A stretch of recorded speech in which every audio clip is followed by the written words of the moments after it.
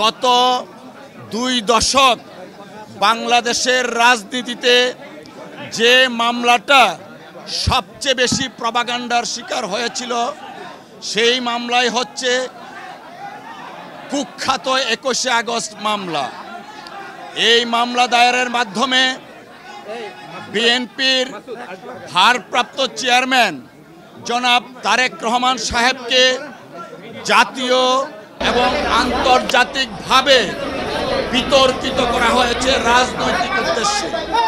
আমরা শুরু থেকেই বলে আসছিলাম এই মামলা রাজনৈতিক হীন উদ্দেশ্যে মামলাটা দায়ের থেকে ট্রায়াল পর্যন্ত করেছে শেখ হাসিনা ওয়াজেদের ডিক্টেটে। আমরা এও বলেছিলাম জনাব তারেক রহমান সাহেব কোনো অবস্থাতেই এই মামলায় কোনো সময়েই সংশ্লিষ্ট ছিলেন না, কিন্তু শেখ হাসিনা ওয়াজেদ তার রাজনৈতিক প্রতিদ্বন্দ্বীকে রাজনৈতিকভাবে ঘায়েল করতে না পেরে মামলার আশ্রয় নিয়ে জনাব তারেক রহমান সাহেবের ইমেজকে দেশে এবং আন্তর্জাতিক পরিমণ্ডলে রাষ্ট্রবিদ্ধ করার জন্য ট্রায়ালটা কন্টিনিউ করেন।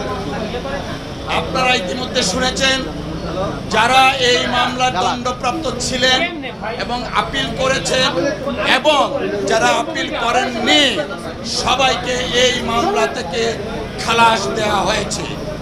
আমরা মহান আল্লাহ তাআলার দরবারে শুকরিয়া আদায় করছি জনাব তারেক রহমান সাহেব আজকের এই রায়ের মাধ্যমে ন্যায় বিচার পেয়েছেন।